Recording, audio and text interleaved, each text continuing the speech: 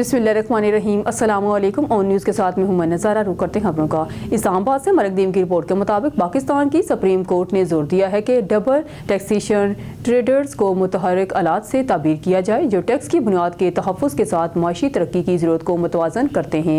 अपने 8 सफ़हात पर मुश्तमिल फैसले में सुप्रीम कोर्ट ने नोट किया, डबल टैक्सेशन ट्रेडर्स बैनुल अक़वामी इक़्तिसादी ताउन को फ़रोग़ देने, सरहद पार सरमायाकारी में सहूलत फराहम करने और आमदनी के दोहरे टैक्स से बचने के लिए एक अहम फ्रेमवर्क फराहम करती है जो आलमी तजारत में रुकावट बन सकती है। फैसला जारी है। क्लाउस वुगल, एक बैनुल-अक़वामी टैक्सेशन माहिर ने इस बात का खाका पेश किया है कि माहदे अक़वाम मुत्तहिदा के दरमियान पुल का काम करते हैं जो टैक्स लगाने की हुकूक पर तनाज़ुरात को रोकने के साथ साथ इक़्तिसादी ताउन की हौसला अफजाई के लिए बनाए गए हैं। मरकदीम की रिपोर्ट के मुताबिक इस्लामाबाद जासूसी एजेंसियों को फ़ोन टेप करने की इजाज़त देने वाले मौजूदा मुबहम कानून को करार देते हुए सुप्रीम कोर्ट की जस्टिस जमाल हारमंदोहेल ने कहा कि इस केस से ज़ेर-उल-तवा मुकदमात पर भी असर पड़ेगा। बुध को जस्टिस इमानुद्दीन खान की सरबराही में 7 रुकनी आइनी बेंच ने फ़ोन टैपिंग से मुतल्लिक केस की समाअत की। मौजूदा हुकूमत ने जुलाई 2024 में मुल्क की सबसे बड़ी जासूसी एजेंसी इंटर सर्विसेज इंटेलिजेंस को कौमी सलामती के खिलाफ जुर्म के हदशे में कॉलर्स और पैगामात को रोकने और ट्रेस करने की मंजूरी दे दी। वज़ारत इंफॉर्मेशन टेक्नोलॉजी की तरफ से जारी करदा नोटिफिकेशन में कहा गया कि ISI को इजाज़त पाकिस्तान टेली कम्युनिकेशन एक्ट 1996 के सेक्शन 54 के तहत दी गई थी।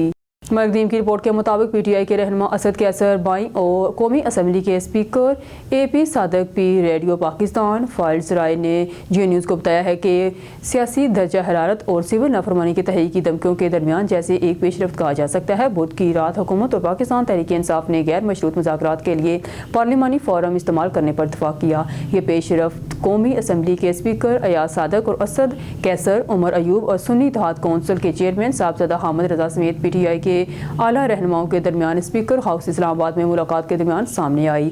अहम मुलाकात के बाद तहरीक इंसाफ और हुकूमत ने बगैर किसी पेशी के शर्त के मुज़ाकरात की मेज़ पर बैठने पर इत्तफाक किया। ज़राए ने मज़ीद बताया कि मुलाकात कैसर और सादक के दरमियान टेलीफोनिक राब्ते के बाद हुई। बर्फ पिघल मुज़ाकरात के हुकूमत और तहरीक इंसाफ के राब्ते बहाल।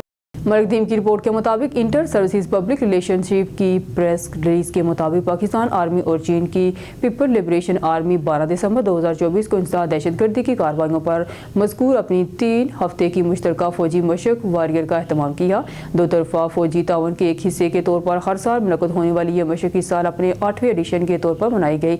इस तकरीब का अहतमाम 10 दिसंबर को टलाफील्ड फायरिंग रेंज में एक मुअज़्ज़ज़ मेहमान के दिन की तकरीब के साथ हुआ जिसमें दोनों ममालिक के आला अहदेदारों ने शिरकत की। कमांडर रावलपिंडी को लेफ्टिनेंट जनरल शाहिद इम्तियाज़ ने बतौर मेहमानी ख़ुसूसी शिरकत की, जबकि पाकिस्तान में चीन के सफ़ीर और दीगर चीनी शख्सियात भी तकरीब में मौजूद थी।